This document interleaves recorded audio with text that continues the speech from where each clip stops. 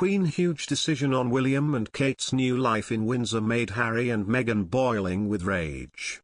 Meghan Markle and Prince Harry's last tour as senior royals was planned to be a little different and divergent from the traditional format of foreign royal visits, according to a royal author.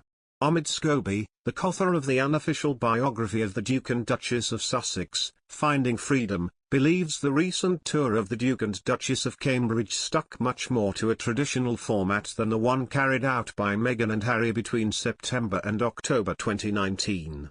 Mr. Scobie believes the decision on how to set out the tour came from aides and palace officials rather than the royals themselves.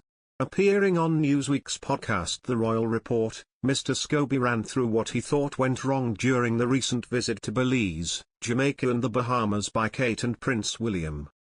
He said a visit to countries with a colonial past and history deeply impacted by the slave trade should have prompted an acknowledgement of the past from the very onset of the tour. He then recalled how the palace did just that ahead of the tour Southern Africa of Meghan and Harry in 2019. Mr. Scobie said, "I think we have seen in the past where tours were able to set the tone from the very beginning. I remember being in briefings for the Sussexes tour in Southern Africa and how it was Buckingham Palace staff who really went out of their way to say this tour would be a little different.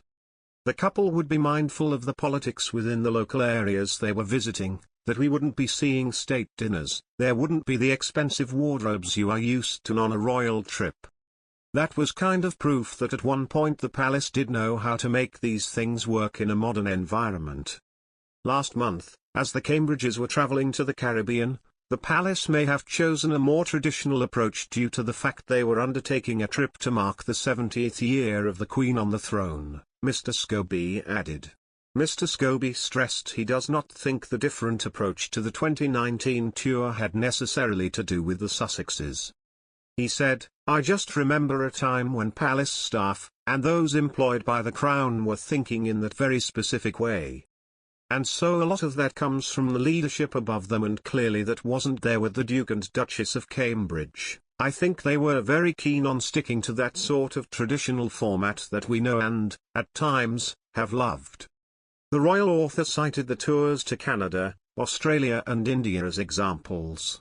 Reports have long suggested that Prince William, Kate Middleton and their children are ready to ditch their London life and move west to be nearer to the Queen in Windsor, and here we look at what their life if they are to move might look like.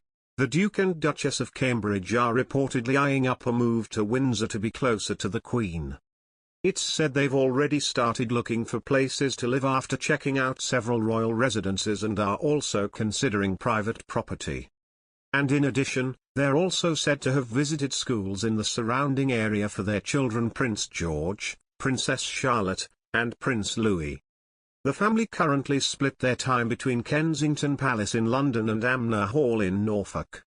But a move to Windsor would see them be closer to some relatives, not least the Queen, who now spends much of her time at Windsor Castle. If a move to Windsor is to go ahead, one of the first things that William and Kate need to arrange is somewhere to live. And there are a number of royal properties on the Windsor estate that could provide the perfect family home, but there are snags. For example, Royal Lodge, which would reportedly suit the Cambridges, is currently occupied by Prince Andrew and ex-wife Sarah Ferguson. The sprawling Fort Belvedere is occupied as is Adelaide Cottage, while a move into apartments in Windsor Castle has also been ruled out, according to The Sun.